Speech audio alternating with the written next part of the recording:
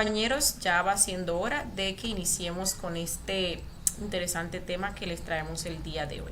¿Cómo se fabrica alma y espíritu?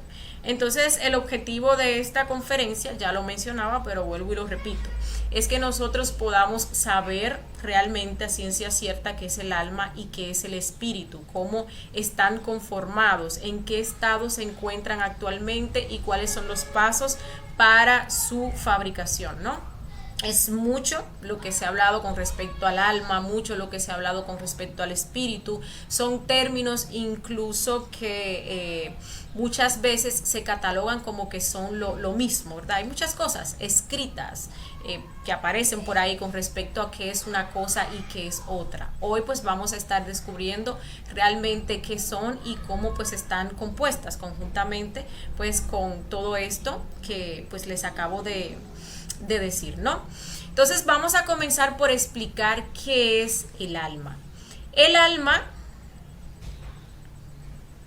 nosotros por ejemplo en la primera conferencia estábamos viendo cómo nuestra esencia se divide en dos partes o cómo nosotros estamos constituidos. Entonces ahí veíamos por ejemplo que tenemos el cuerpo físico, que es nuestra materia, que es pues este vehículo en el cual nosotros nos movemos en esta tercera dimensión. Estábamos viendo también que de nuestra esencia, de aquello que es real, eterno y verdadero, pues también está dividida. Hay un 97% que pues está hecho, digámosle así, de energía, que esa es nuestra alma y que está atrapada por unos elementos que también se le conocen como defectos psicológicos o actualmente se le llama ego, ¿no? Entonces, ese 97% es a lo que se le conoce o se le llama como el alma. Y nuestra alma, nosotros, aunque no lo creamos, pues somos unos seres desalmados, porque nuestra alma está atrapada por esos elementos subhumanos, por esos defectos psicológicos o por ese ego. Entonces, nosotros tenemos que hacer un trabajo para liberar esa alma, para liberar esa esencia, para liberar esa energía. Y pues cuando uno libera esa esencia que está atrapada, entonces ahí salen pues todo aquello que está latente en nuestra alma, que son las virtudes, que son las facultades y que son los poderes que nosotros pues vamos a estar descubriendo en esta conferencia del día de hoy, ¿sí? Pero la palabra alma como tal está compuesta, es una palabra compuesta, ¿no? Al, que significa, viene de Alá, que significa Dios, y Ma, que viene de madre, ¿no? Entonces aquí pues nosotros estamos hablando de la madre. Por ejemplo, cuando se da ese desdoblamiento, y ustedes lo van a ver pues en conferencias más adelantadas, se da pues una división, ¿sí? Entre la parte masculina y la parte femenina. Ahí queda separado Dios Madre y también Dios Padre, ¿no? Y Dios Madre pues es la que hace los diferentes desdoblamientos que nosotros vamos a ir conociendo. Y Dios Madre pues viene siendo o compone todas aquellas partes de nuestro ser. Y también pues compone toda esa energía que pues tiene, para propósitos de luego uno sacar la sabiduría, tiene que ser atrapada por esos defectos psicológicos, ¿sí? Entonces pues esa es nuestra alma, ¿sí? Viene siendo pues ese Dios Madre que también pues es nuestra energía que está atrapada por todos esos defectos psicológicos y que bueno, allí dentro de esos defectos psicológicos, digámosles que pues están latentes todas las virtudes, las fuerzas y las facultades y poderes que vamos a liberar a medida que vayamos haciendo el trabajo con los tres factores para la revolución de la conciencia.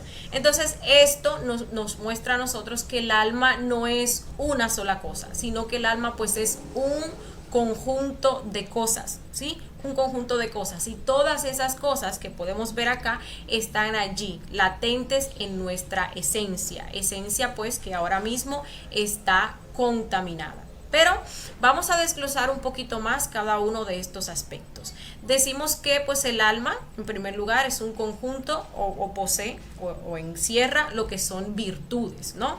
¿Qué son las virtudes? Actuar de manera virtuosa o una virtud, vamos a decir que es una acción que se encuentra en completo, digámosle así, equilibrio, ni más ni menos. Una virtud pues es la forma correcta de ser, es la forma correcta de actuar, viene siendo el equilibrio, ¿sí? Para que haya virtud pues obviamente tiene que haber conciencia. Nuestras virtudes están atrapadas, están condicionadas por nuestros defectos psicológicos. Ahora mismo lo que se manifiesta a través de nosotros es ego, es una forma incorrecta de actuar, es una forma incorrecta de ser, es una forma que o actúa, digámosle así, de una manera exagerada, o que actúa, pues, digámosle así, de una manera pasiva, o de una manera pues en falta. Cada vez que nosotros eliminamos un defecto psicológico, de allí va a salir una virtud.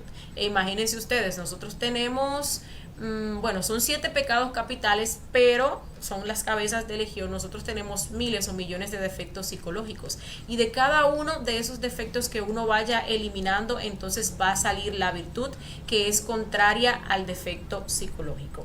Hay que saber que para que salga la virtud, nosotros tenemos que eliminar el defecto psicológico en ambas polaridades.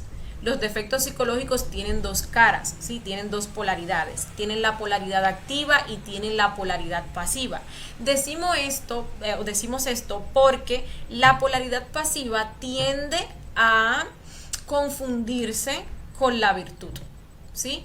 Usualmente esa es la parte buena de nuestra psicología, que también pues está allí, se manifiestan, o digámosle así, está monopolizada por nuestros defectos psicológicos, porque nosotros tenemos yoes buenos, ¿no?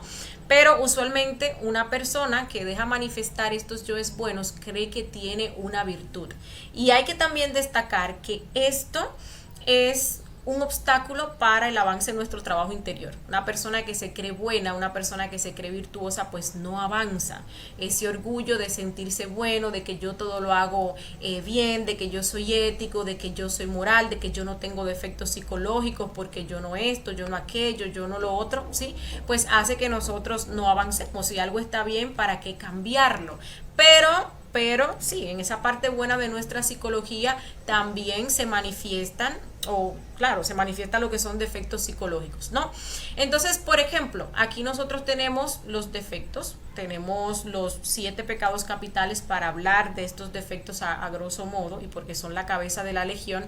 Y pues por una parte el defecto, y por otra parte tenemos la virtud, ¿no? Decía yo que pues también está lo que es la polaridad pasiva de los defectos psicológicos. Entonces, por ejemplo, tenemos al defecto de la pereza, que en su parte activa es ese defecto que no le gusta pues hacer nada, ese defecto que siente hastío, que siente pues mala voluntad, ese defecto que nos hace quedarnos todo el día pues en un mueble sin hacer las cosas que nosotros tenemos que hacer, ¿verdad?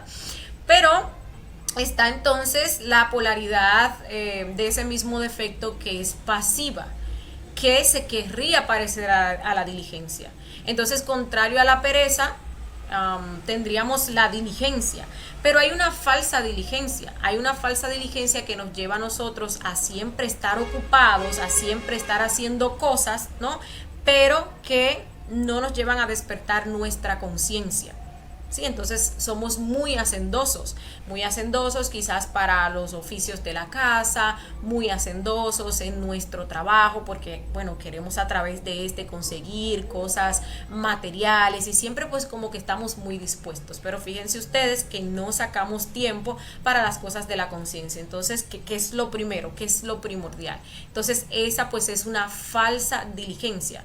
Y uno le podría decir a una persona que ve muy afanada haciendo miles de cosas, no, mire, eso no es una virtud, eso es falsa diligencia, y la persona pues hasta se ofende con nosotros porque se cree muy hacendosa y muy trabajadora, ¿no? Pero no se da cuenta que igual todos esos esfuerzos, toda esa energía que está invirtiendo pues se va a un defecto psicológico que nos está desenfocando del verdadero trabajo que nosotros tendríamos que hacer, que son las cosas en primer lugar de la conciencia. Obviamente pues a la personalidad pues uno tiene que dedicarle lo necesario. Uno, por ejemplo, tiene que trabajar para sustentarse, ¿no? Pero en lo necesario, en lo que es verdaderamente necesario, y siempre pues poniendo en primer lugar las cosas que tienen que ver con la conciencia. Esa sería pues una verdadera diligencia, ¿no? Tenemos por otra parte pues defectos como la codicia, cuya virtud vamos a sacar de ahí pues sería el altruismo, ¿no?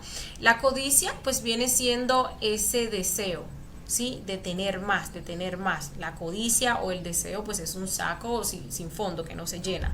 Mientras más uno tiene, es como que el vacío se agrandara, entonces pues más uno quiere, ¿no? Entonces también tenemos por ejemplo la lujuria, que ya sabemos que es el defecto que nos lleva a malgastar nuestra energía, a darle pues un mal uso a nuestra energía, específicamente la energía creadora sexual.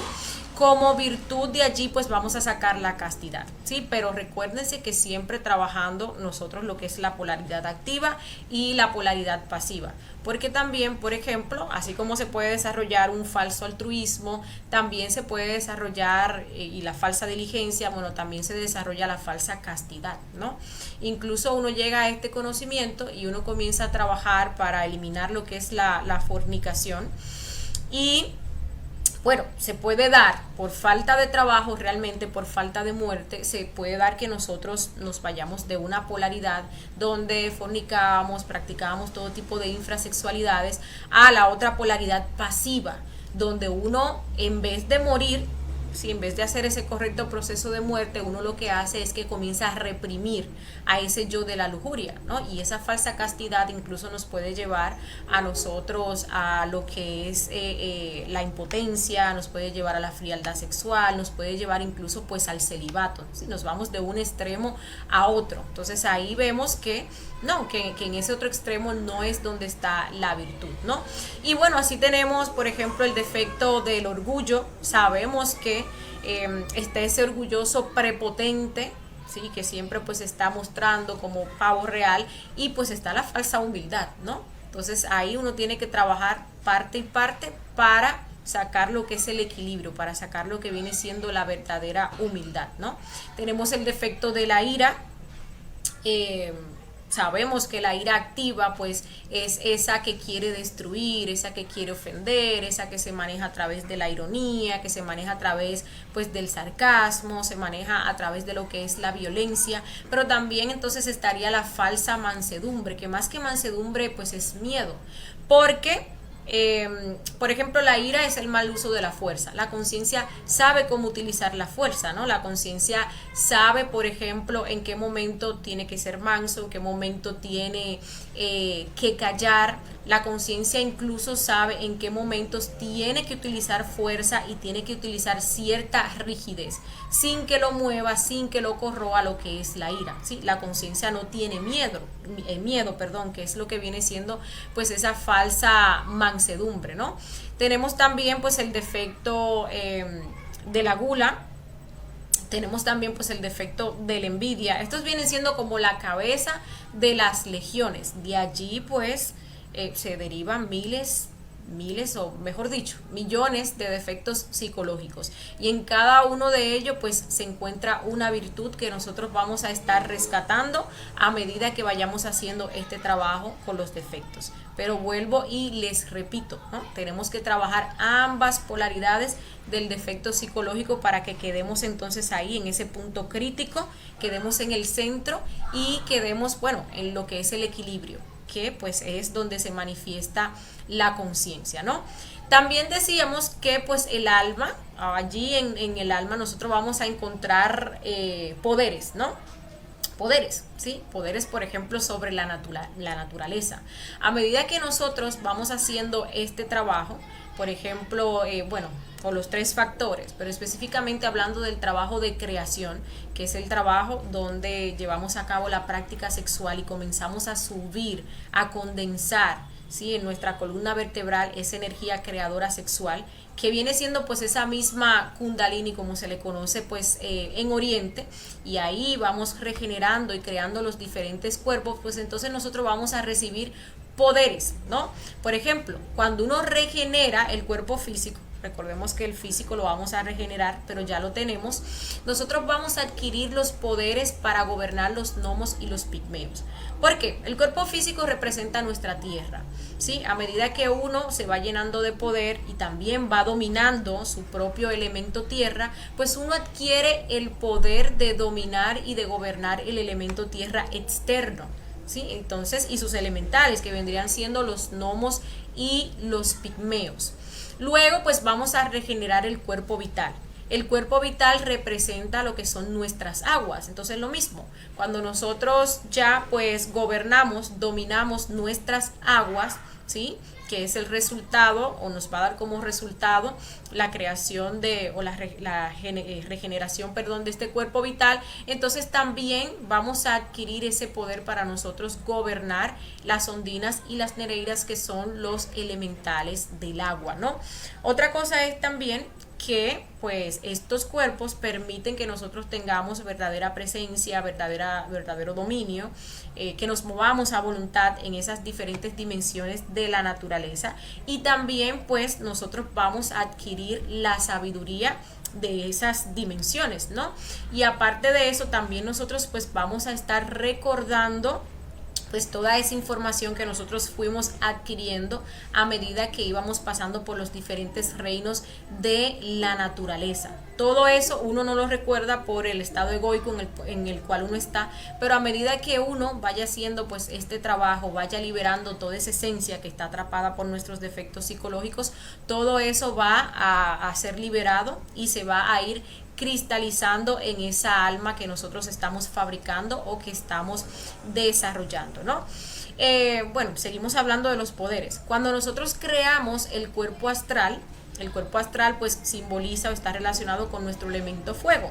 Entonces ahí dominamos nuestro elemento fuego, por tanto pues adquirimos el poder de dominar, de mandar a lo que son las salamandras del fuego, que son los elementales del fuego, ¿no?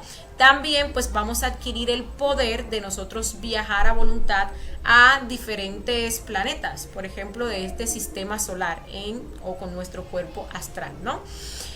Luego pues viene la creación del cuerpo mental.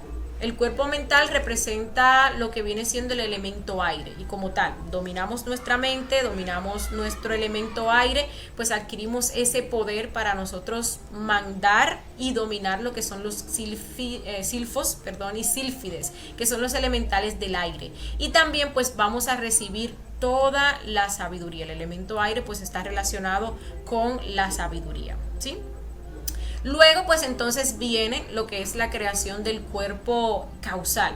Allí cuando uno crea el cuerpo causal pues va a quedar dominando lo que es ese último elemento o el quinto elemento de la naturaleza, que es el éter. Entonces allí sí nosotros tenemos el poder para gobernar toda la naturaleza, ¿sí? Ya la naturaleza pues nos obedece. Una persona que llega a este punto pues puede hacer eso a lo que nosotros no le encontramos explicación y llamamos milagros, sí, pero lo puede hacer porque tiene ese poder sobre la naturaleza. Ustedes ven un maestro como por ejemplo puede caminar sobre las aguas. Ustedes ven un maestro como por ejemplo puede decirle a una tempestad o al viento que se detenga. Ustedes ven un maestro que llega a este punto como puede decirle incluso a una persona que se sane, ¿sí? Ya es una persona que tiene pues poder sobre el verbo y también tiene poder sobre la naturaleza, y por tanto puede dominar o puede mandar, ¿no? A esos elementos o a los elementos o a los elementales, ¿no? Algo muy importante también que nosotros tenemos que saber con respecto a los poderes es que uno, por ejemplo, va trabajando y uno se va ganando estos poderes. Pero, y puede ser que nuestro padre, dependiendo de nuestro nivel de conciencia, la situación, la ocasión, nos permita utilizar esos poderes. Pero realmente los vamos a poder utilizar, vamos a tener mayor libertad de utilizarlos cuando pues nosotros elijamos lo que es el camino directo, que ya les voy a explicar en unos momenticos, ¿no? Porque ya cuando uno elige el camino directo, pues uno, digámosle así, no va a traicionar la obra, ¿no? Elegir el camino directo significa que ya pues nos vamos a unir con nuestra alma divina. Allí se va a gestar lo que viene siendo esa fuerza crística, y el Cristo pues no es un traidor, ¿no? Entonces en la mayoría de los casos pues no nos dan de lleno estos poderes porque todavía tenemos ego, y pues está ese obstáculo y esa posibilidad de que nosotros elijamos el camino del nirvana y pues entonces traicionemos lo que es la obra. Y es por esto también que pues se le llama maestro a una persona que haya elegido el camino directo, ¿no? Ustedes van a ver, por ejemplo, en escuelas por ahí pseudoesotéricas que incluso tienen los 3 factores para la revolución de la conciencia, que te dicen, no, está el maestro de primera iniciación, está el maestro de segunda iniciación, está el maestro de tercera. Y la realidad es que maestro pues es una persona que ya pues haya creado estos 5 cuerpos, encarna entonces lo que es el alma humana, porque pues el trabajo de encarnar esa alma humana, de nosotros convertirnos en verdaderos hombres, pues consiste precisamente en crear, regenerar y crear estos 5 cuerpos. Un verdadero hombre pues ya ha creado estos 5 cuerpos y bueno, luego viene la elección del camino. Entonces maestro es una persona que tenga sus 5 cuerpos y haya elegido lo que es pues el camino directo, ¿verdad? Pero ya vamos a estar aclarando un poquito más de eso en unos instantes. También decíamos que pues conjuntamente con los poderes y las virtudes, pues también el alma está compuesta de facultades, ¿sí? Existen muchísimas facultades que se nos van a ir otorgando a medida que nosotros pues vayamos haciendo nuestras creaciones, trabajando con los 3 factores para la revolución de la conciencia. Aquí, por ejemplo, podemos ver algunas, ¿no? Ver los elementales o hablar con esos elementales, ¿sí? Elementales que pues no podemos ver con, digámoslo así, con los ojos físicos. También vamos a desarrollar esa facultad o esa habilidad para recordar vidas pasadas. Está, por ejemplo, la facultad de la telepatía, que es poderse comunicar mentalmente, digámosle así, con otra persona. Está la intuición, que pues es esa facultad que solamente puede ser utilizada por nuestra conciencia porque es una comunicación directa con nuestro ser, ¿no? Esta facultad de la intuición es la única que nosotros enseñamos a despertar aquí en este curso. ¿Por qué? Porque esta facultad no puede ser utilizada por nuestros defectos psicológicos. Solamente puede ser utilizada por nuestra conciencia. Por allí, por ejemplo, abundan escuelas que enseñan a los alumnos a despertar facultades y realmente esto termina haciéndole a uno muchísimo más mal que bien. ¿Por qué? Porque los defectos psicológicos utilizan esas facultades, ¿sí? Entonces, por ejemplo, imaginemos que nosotros tenemos o desarrollamos la facultad de la clarividencia, nosotros que tenemos esos yoes metiches o esos yoes chismosos, o esa facultad, por ejemplo, del oído mágico, ¿no? Entonces, aquí nosotros pues enseñamos a trabajar con los 3 factores para que a medida que nosotros vayamos desarrollando nuestra conciencia y vayamos avanzando, pues también vayan despertando o se nos vayan otorgando esas facultades en la medida en la cual sea nuestra conciencia, ¿sí? O tengamos el nivel de conciencia para utilizar esas facultades de una forma correcta, ¿no? Incluso pues hay compañeros que han llegado acá al conocimiento con ciertas facultades y su ser se las ha, digámosle así, quitado, ¿sí? Quitado, aunque luego ya cuando ellos van avanzando pues vuelve y se las da porque ya tienen un nivel de conciencia para manejar dichas facultades, ¿sí? Entonces pues no nos enfoquemos en que queremos, por ejemplo, desarrollar poderes o que queremos desarrollar tales o cuales facultades, sino más bien en trabajar, en avanzar en nuestro trabajo interior, practicar los 3 factores, y todo esto pues va a ir llegando en la medida en que nosotros pues tengamos esa conciencia para darle pues un buen uso, ¿sí? Para que sirvan completamente a lo que es la conciencia. Y bueno, la intuición es así. Nosotros hay una conferencia de fase B donde hablamos de la intuición, todo con respecto a ella, y también pues hablamos de cómo se puede despertar o desarrollar, ¿sí? Enseñamos una práctica para eso. También pues veíamos que el alma está compuesta por fuerzas. Y es que pues en la medida que nosotros vayamos desarrollándonos psíquicamente, ¿no? Todas las fuerzas pues se van a ir integrando, se van a ir cristalizando en torno a nuestro ser. Y es así como nosotros pues vamos a lograr hacer cosas que ni siquiera 1000 hombres juntos harían. ¿no? Por ejemplo, ustedes ven a un maestro Jesús, cómo hablaba, cómo todas las personas pues se sentaban alrededor de él a hablarles, porque pues había desarrollado esa fuerza o ese poder en el verbo, donde pues él hablaba y realmente les hablaba pues a la conciencia de las personas que estaban ahí, ¿no? Entonces, bueno, todo eso lo vamos a ir nosotros desarrollando. Ahora bien, ¿cómo se fabrica el alma? Lo primero es que pues aquí nosotros hablamos de fabricar. ¿Y por qué? Porque ya nosotros tenemos la materia prima. La materia prima está ahí en nuestra envoltura seminal, en nuestras aguas, en esa esencia que está atrapada por nuestros defectos psicológicos, ¿no? Y para ello, bueno, vamos a estar aplicando los 3 factores para la revolución de la conciencia. El primer factor, que es el nacimiento espiritual, ya hemos hablado de él, y se lleva a cabo a través de la práctica del suprasexo, ¿no? Allí vamos nosotros a darle un sabio uso a nuestra energía creadora sexual y bueno, esta energía la vamos a canalizar hacia adentro y hacia arriba. Esta energía vamos a ir nosotros condensándola en cada una de nuestras vértebras y de esa manera pues vamos a ir creando cuerpo por cuerpo, ¿no? Hasta tanto pues hayamos hecho el trabajo de creación de los primeros 5 cuerpos, ¿sí? Aquello que nos lleva pues a esa etapa o a ese nivel en el cual encarnamos nuestra alma humana. El segundo factor es la muerte psicológica y pues permite que nosotros liberemos esa esencia, esa energía o esa materia prima que está atrapada por nuestros defectos psicológicos. Recordemos que la muerte psicológica pues inicia con lo que es la autoobservación.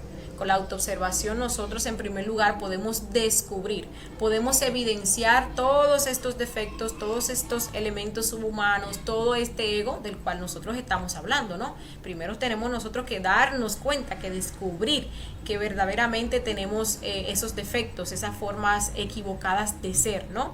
Luego pues viene lo que es el enjuiciamiento y la comprensión. Darnos cuenta que eso es un defecto psicológico, darnos cuenta que eso no forma parte de nuestro ser, ¿no? Darnos cuenta cómo estos elementos nos llevan a actuar de una forma errónea, cómo consumen nuestra energía, cómo nos llevan a hacernos daño a nosotros mismos y también pues hacerle daño a los demás. Y luego entonces viene la petición de muerte a nuestra Madre Divina. Nuestra Madre Divina, que es una parte de nuestro ser que representa lo que es el amor y que tiene la función de eliminar esos defectos psicológicos, ¿sí? Que nosotros le pidamos que elimine con la condición de que previamente los hayamos observado y los hayamos comprendido. Y pues como tercer factor tenemos el sacrificio por la humanidad. Este factor nos permite descoistizarnos, desarrollar el amor verdadero. También nos permite generar los méritos del corazón, ¿sí? Para hacer este trabajo, pagar, por ejemplo, todo el karma que deben nuestros defectos psicológicos y nos permite, este factor es clave, o los 3 son claves, pero este factor en específico permite que nosotros hagamos este trabajo de fabricar nuestra alma y nuestro espíritu de una forma más rápida, hasta 10 veces más rápido que una persona que pues no se sacrifica. Bueno, una persona realmente que no se sacrifica pues no va a poder hacer este trabajo, porque es mucho el karma que uno pues tiene, ¿no? Son muchos los méritos que uno necesita. Entonces, si no trabajamos con estos 3 factores equilibradamente, si nos falta alguno, si alguno lo llevamos así como que más por debajo que los demás, pues entonces nos vamos a estancar.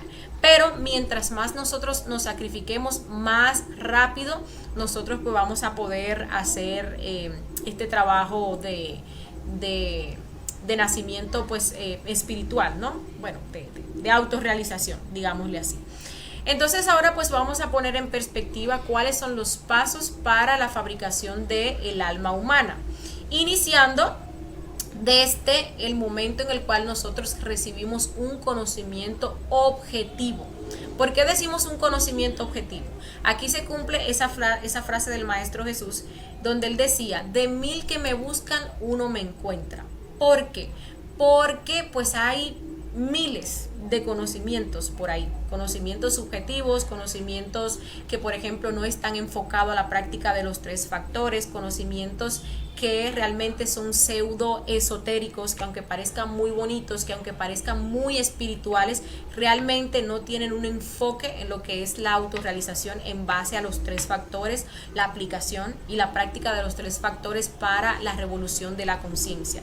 Entonces, de 1000 personas que andan buscando por ahí, pues una encuentra ese conocimiento objetivo que tiene como base y que tiene como enfoque el trabajo de los 3 factores para la revolución de la conciencia. Ahora bien, luego de que esa persona encuentra los 3 factores, pues se nos abren a nosotros 2 caminos, que es el camino del práctico o el camino del creyente, ¿sí? Ahora, uno encontró el conocimiento que nos habla acerca de la práctica de los 3 factores, enfocado a la práctica, ¿no? Y pues hay pocos que, digámoslo así, comienzan a practicar. Es tanto así que ahí se cumple la segunda parte de esa frase del Maestro Jesús: de 1000 que me encuentran, uno me sigue. ¿Qué significa ese seguir al Cristo? Significa poner en práctica los 3 factores. Hay personas que toman esto como una mera creencia, como más conceptos para la mente, es algo bonito, es algo que me gusta, sí, veo las conferencias y ahí quedó. Entonces no pasan a la práctica, ¿no? Entonces, digamos que una persona se decide a practicar. Cuando comienza a practicar, pues obviamente comienza a equilibrar lo que son sus centros. Esta persona debe de tener una pareja estable, porque esta montaña, aunque vamos a estar practicando los 3 factores, lo primordial o el enfoque pues es la práctica del nacimiento, es la práctica del suprasexo, porque es la montaña, digámosle así, del nacimiento. Vamos a decir que pues tiene prioridad lo que viene siendo pues el nacimiento, ¿no? Esta persona con su pareja pues y trabajando lo que es el equilibrio de los centros, pues se va a dar ese proceso de voltear las aguas, y esto viene cuando nosotros eliminamos todos esos yoes fornicarios, que son los yoes que nos llevan a expulsar la energía creadora sexual fuera de nuestro cuerpo, ¿no? Ahí se va a dar un proceso donde nosotros, esas aguas que están negras, cuando nosotros llegamos aquí al conocimiento, nuestras aguas están totalmente negras, pues van a cambiar a blancas o transparentes. Ese proceso nos lo van a ir mostrando en el astral. Luego pues van a cambiar a amarillas, y luego llega pues ese punto donde las aguas las vamos a ver rojas. O también nos pueden mostrar en el astral cómo las aguas pues están corriendo hacia arriba, están subiendo por una montaña, ¿no? Como símbolo de que pues ya nosotros no estamos sacando nuestras aguas o nuestra energía fuera del cuerpo a través de la fornicación, que es la expulsión de la energía creadora sexual a través de la eyaculación o a través pues del orgasmo, ¿no? Cuando nosotros llevamos a cabo este proceso, llega un momento en el cual se da la prendida del fuego, que es ese momento en el cual pues nuestra energía comienza a ascender, digámosle así, por ese canal que se le conoce como el Nadi Chitra, y es ese momento en el cual nos hacemos también iniciados de la logia blanca, ¿no? Es el momento en el cual se inicia lo que es la regeneración del cuerpo físico, se inicia pues el proceso de creación. Entonces allí pues nosotros vamos a recibir una espada de plata, ¿no? Vamos a ver internamente cómo hasta se hace una fiesta, y pues alguien, o nuestro ser, pues está siendo galardonado, está recibiendo lo que es su espada de plata. Una espada que va a ir creciendo a medida que nosotros pues vayamos regenerando y vayamos creando los demás cuerpos, ¿no? Luego pues vamos a seguir trabajando con los 3 factores y vamos a ir haciendo las 5 iniciaciones de misterios mayores.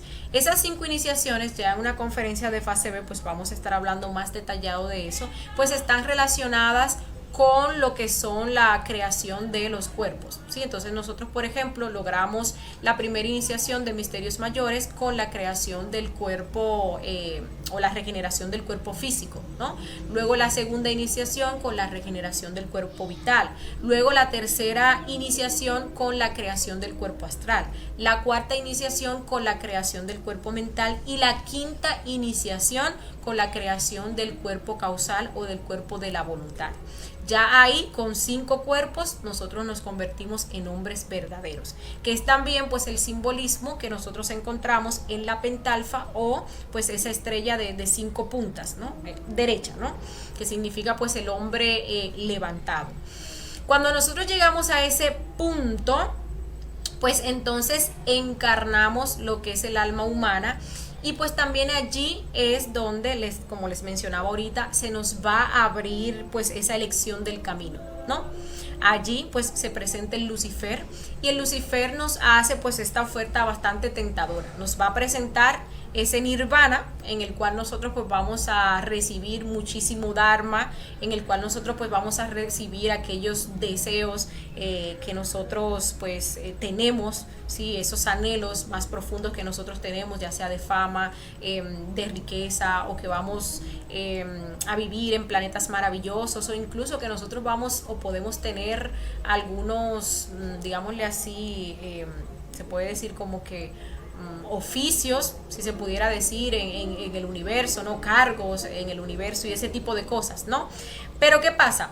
Que este nirvana pues nos aleja o nos saca de aquel camino que es el que nos va a llevar a nosotros a la autorrealización, y pues en primer lugar nos va a llevar a nosotros a lo que es el desarrollo de nuestro espíritu. Allí se cumple entonces la última parte de esa frase que decía el Maestro Jesús: de 1000 que me siguen, uno es mío. ¿Qué quiere decir? Que de 1000 personas que llegan a este punto donde se le presenta esa elección del camino, 999 van a elegir el camino del nirvana, ¿sí?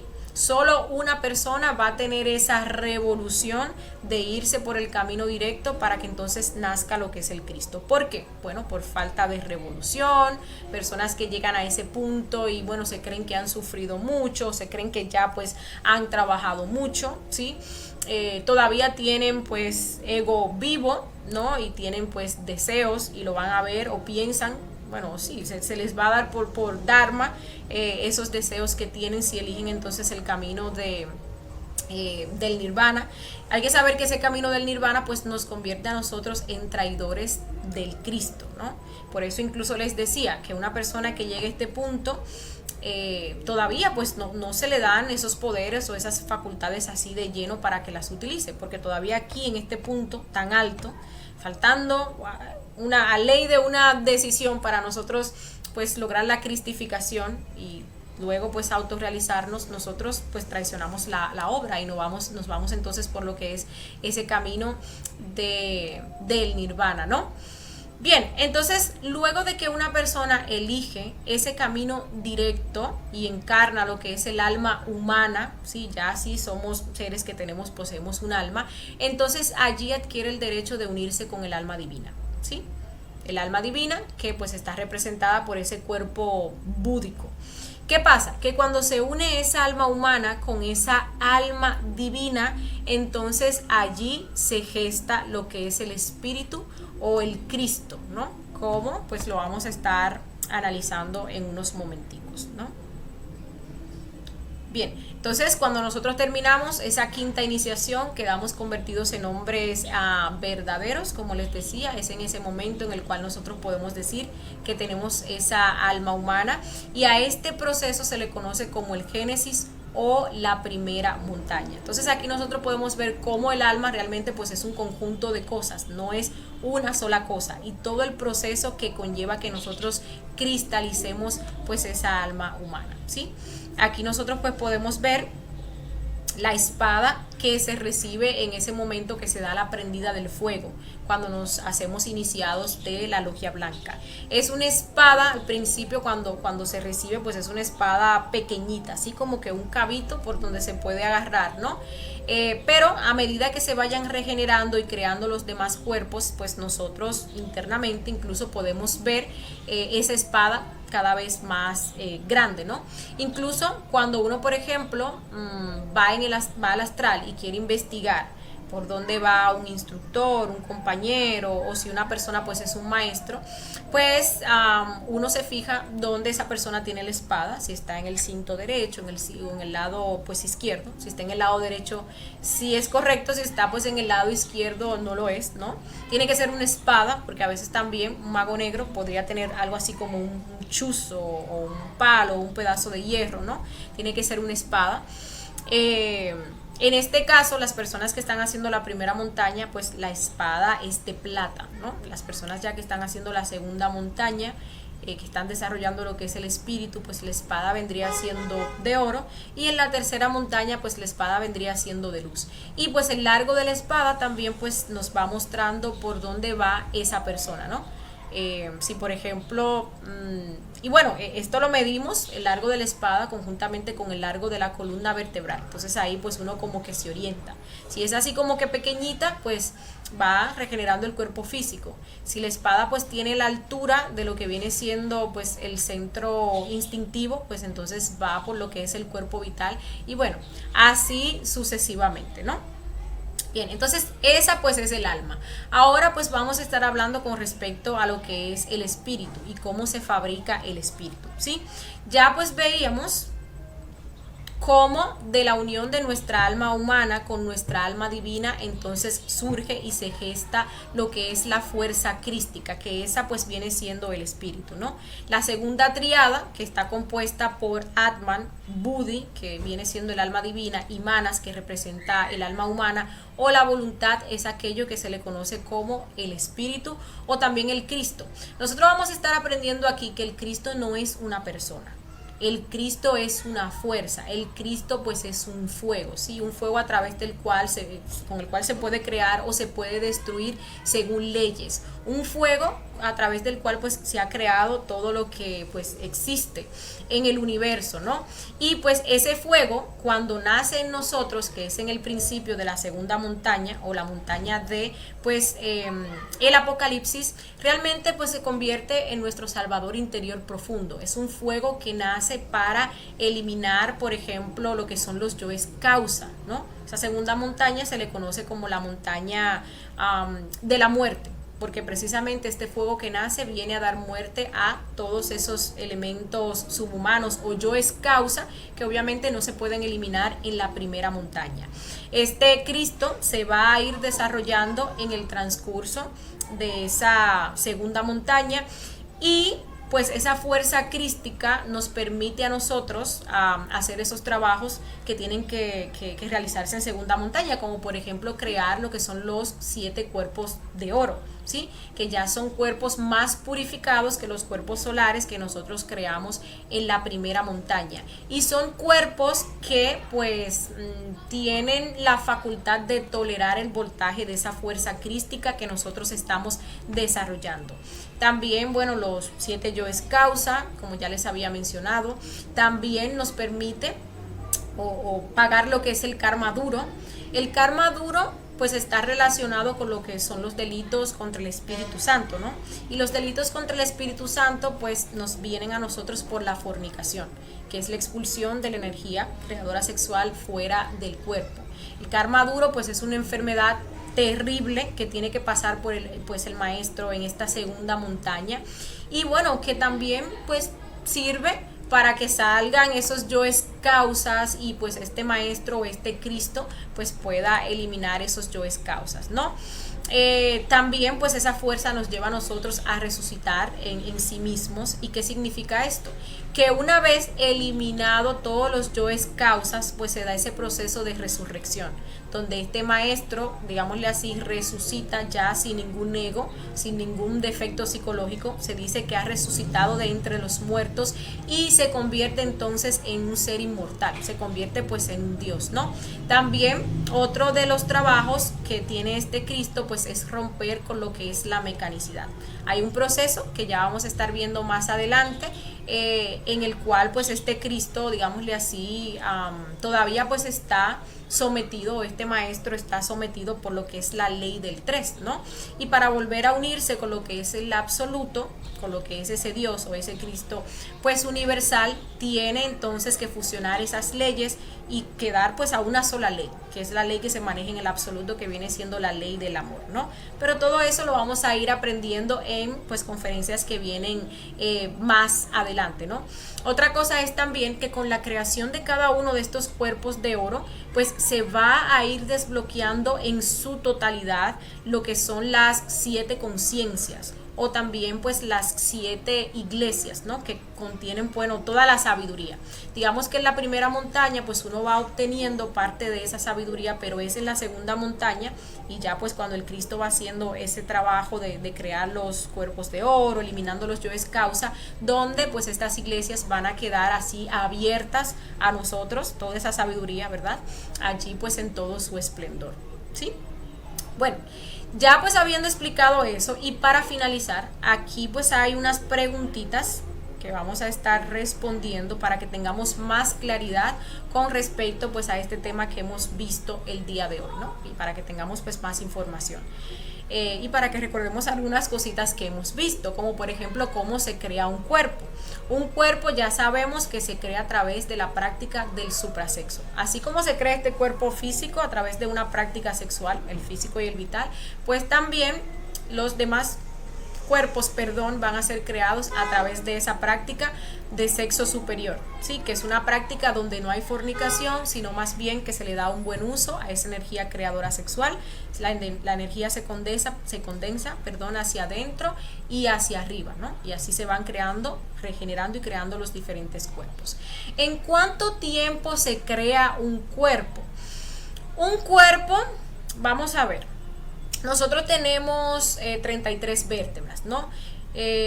Bueno, primero lo primero. Cada una de esas vértebras va a conllevar, digámosle así, 12 prácticas de suprasexo bien hechas, ¿no? Entonces tenemos 33 vértebras. Si uno hace sus multiplicaciones, más o menos, para crear un cuerpo, nosotros vamos a necesitar 400 prácticas de suprasexo bien hechas, ¿no?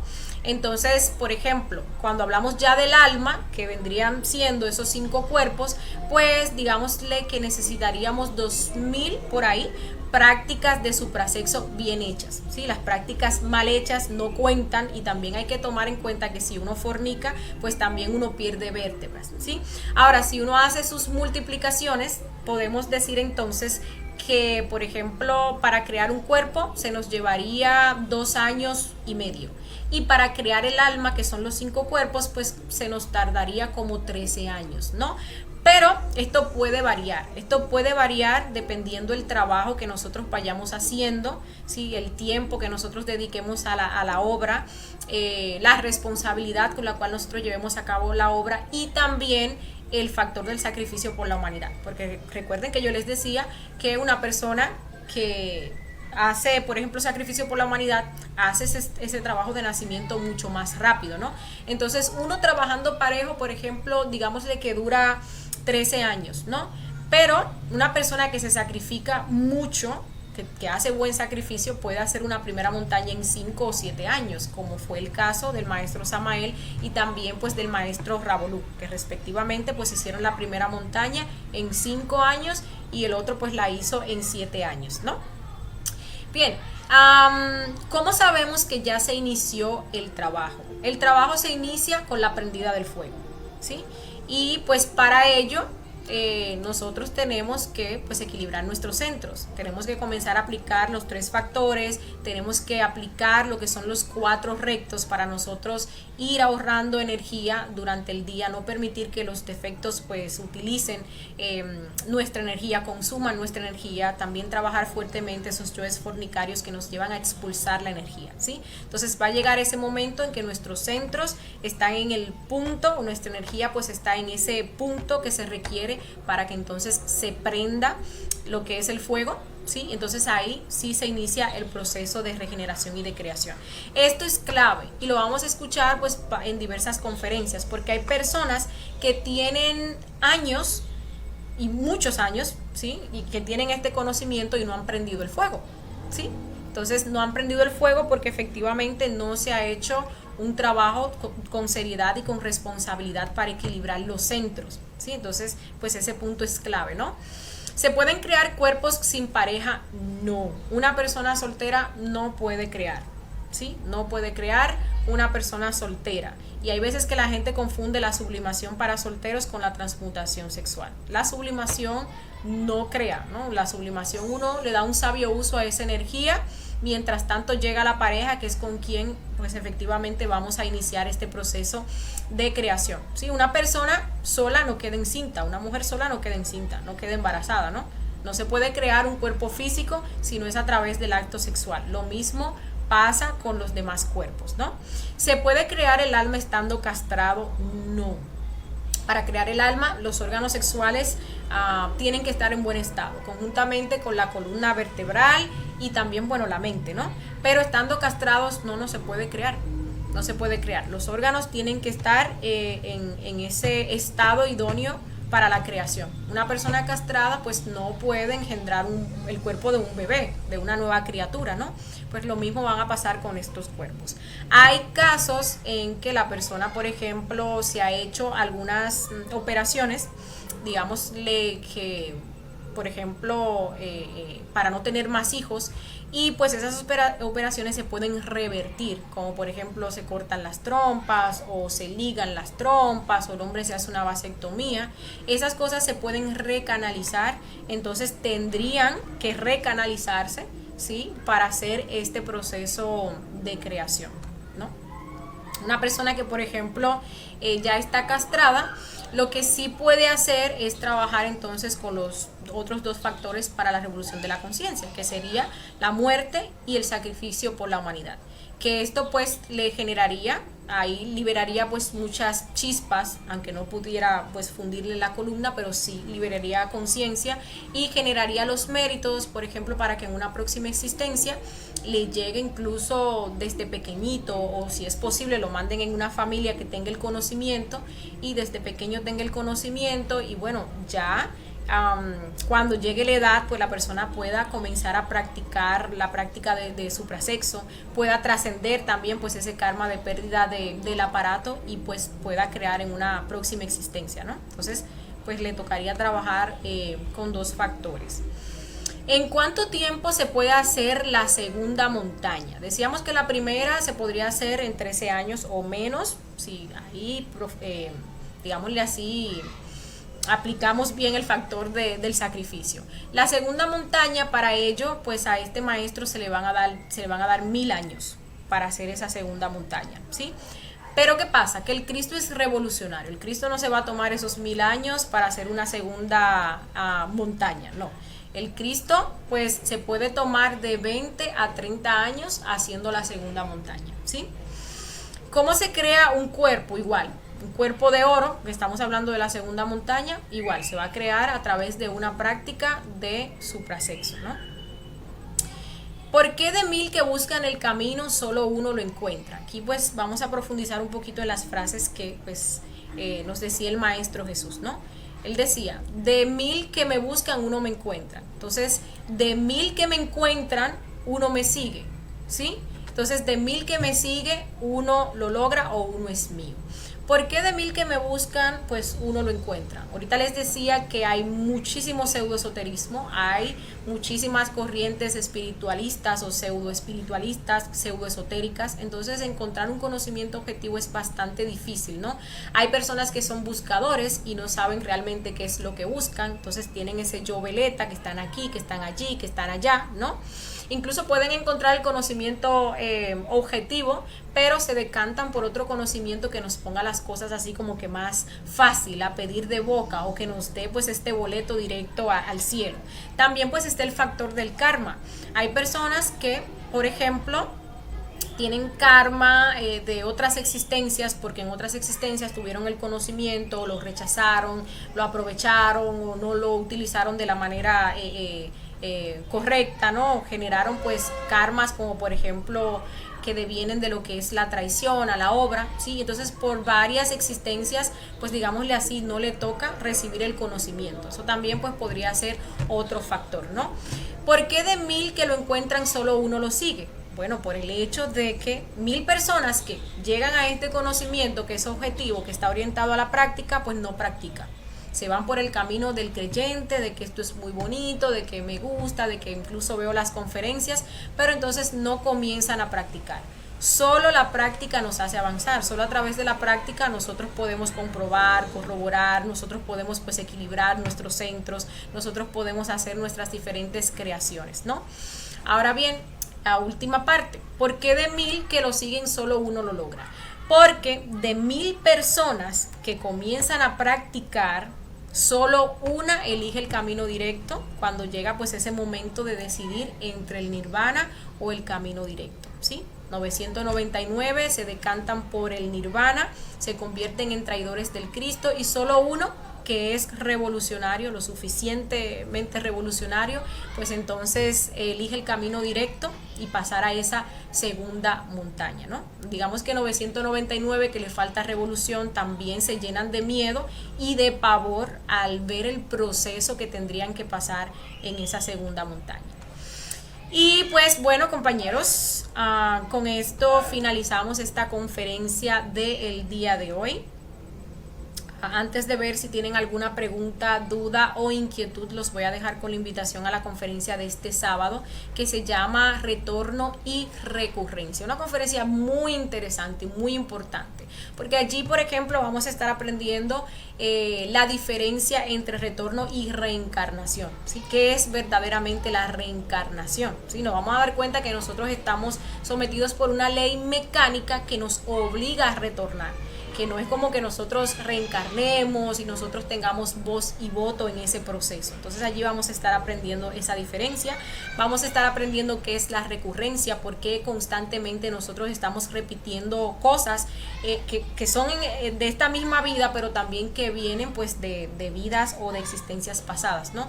Y cómo nosotros pues podemos trascender estas leyes que son, digámosle así, totalmente pues mecánicas, ¿sí? Entonces, muy importante pues esa conferencia del próximo sábado.